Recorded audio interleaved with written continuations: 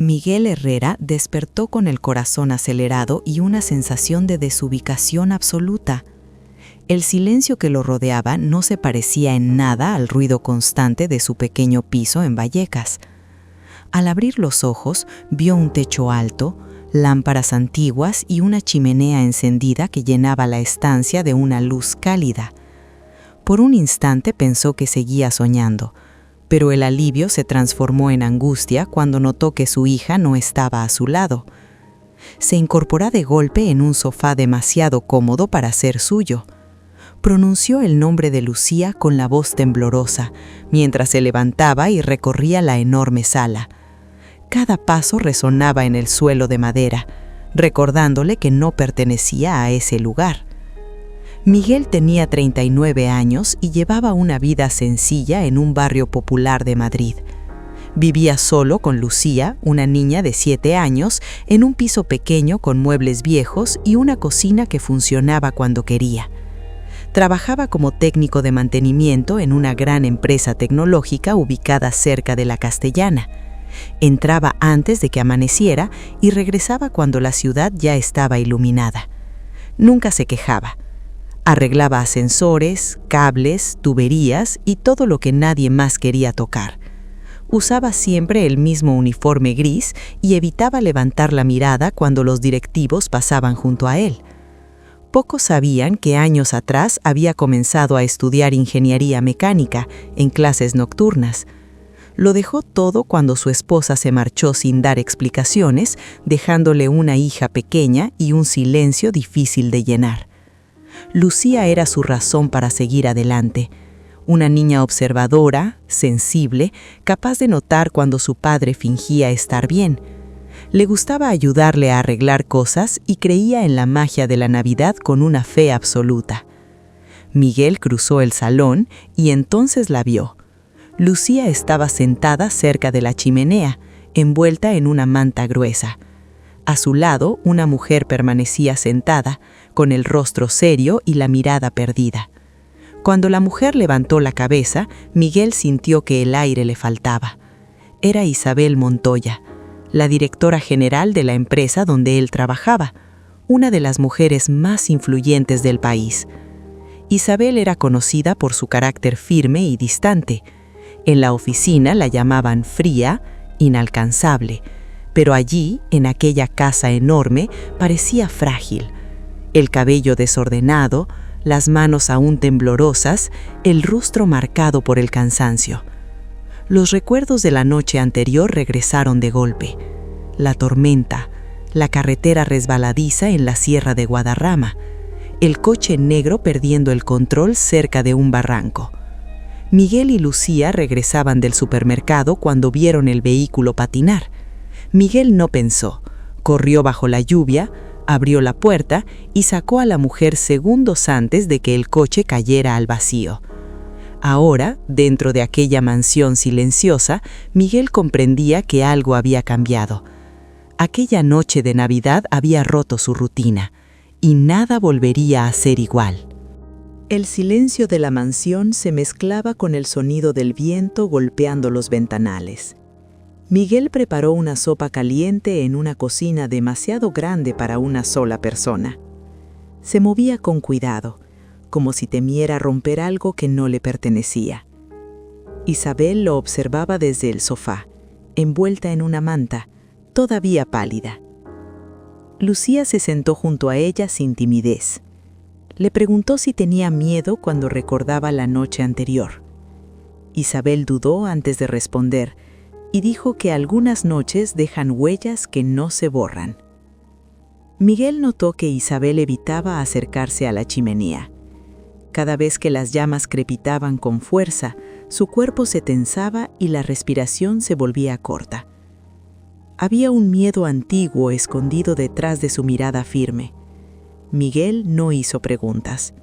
Sabía que el dolor no siempre necesita palabras. De repente, la electricidad se cortó. La casa quedó sumida en la oscuridad, iluminada solo por el fuego. Isabel entró en pánico. El pasado regresó sin permiso. Las manos temblaban. El aire parecía desaparecer. Miguel pidió a Lucía que se quedara con ella. Tomó la linterna que siempre llevaba en la mochila y bajó al sótano. Encontró el generador y con la experiencia de años resolviendo problemas, logró ponerlo en marcha. Cuando las luces volvieron, Lucía aplaudió emocionada. Isabel miró a Miguel con otros ojos, no como a un empleado, no como a alguien invisible, sino como a un hombre capaz de sostenerlo todo cuando todo falla. Mientras tanto, a varios kilómetros de allí, alguien observaba la mansión desde un coche oscuro. Se llamaba Marta Salgado, directora financiera de la empresa, ambiciosa, silenciosa y calculadora. Había estado siguiendo a Isabel durante semanas, esperando un error. Vio a Miguel entrar en la casa, vio a la niña, tomó fotografías, imaginó historias. De vuelta en el salón, Isabel vio un collar sobre la mesa. Miguel lo había recogido del suelo.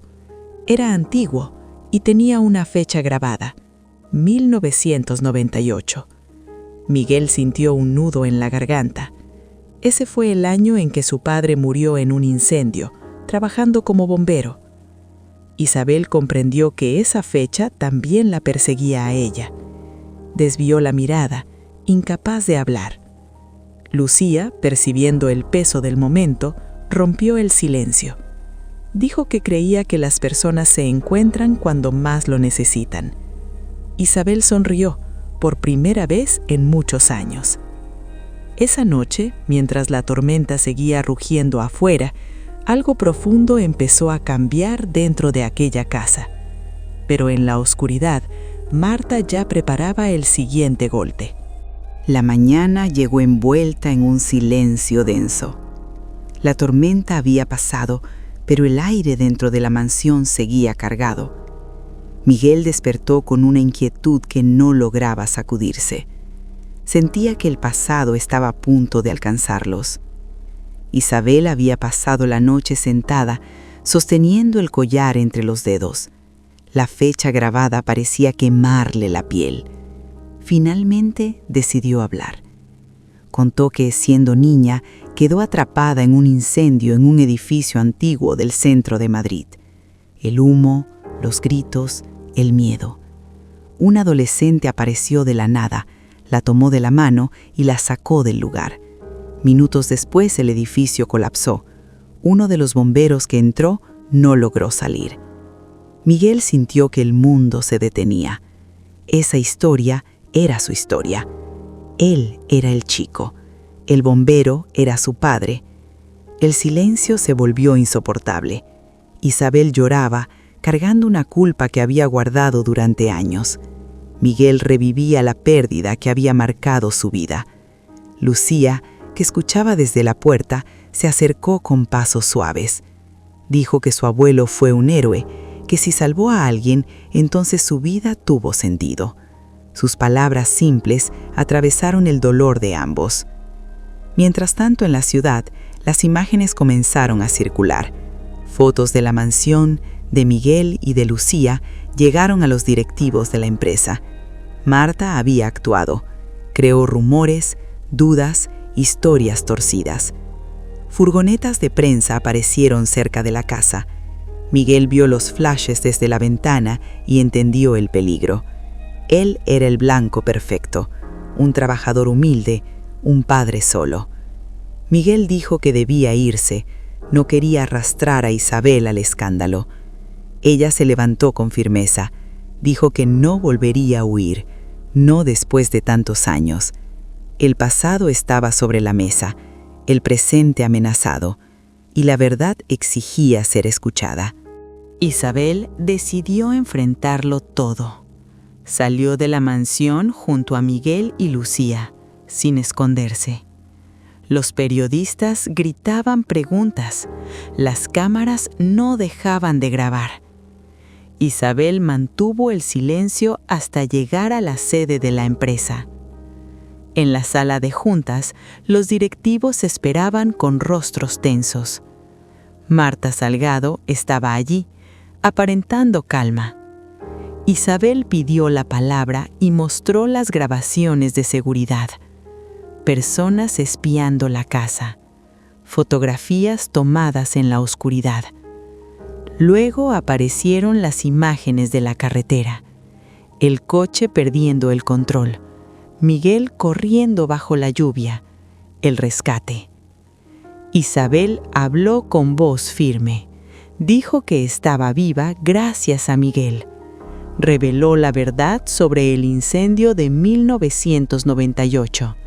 Explicó la conexión entre su vida y la de Miguel. La sala quedó en silencio. Marta intentó defenderse, pero las pruebas eran claras. Fue apartada de su cargo de inmediato. La prensa cambió el relato. El trabajador invisible se convirtió en héroe. Miguel no buscaba reconocimiento, buscaba respeto. Isabel le ofreció una nueva oportunidad, un puesto acorde a su talento, no por compasión, por justicia. El tiempo pasó. Miguel retomó sus estudios. Lucía creció rodeada de estabilidad. Isabel dejó atrás el miedo y el aislamiento. Un año después, en la mañana de Navidad, los tres estaban juntos. La casa ya no estaba vacía. Había risas, vida y calor. Esta historia nos recuerda que un solo gesto puede cambiar destinos, que nadie es invisible cuando alguien decide mirar de verdad. Si esta historia te emocionó, deja tu comentario y sigue el canal para más relatos que llegan al corazón.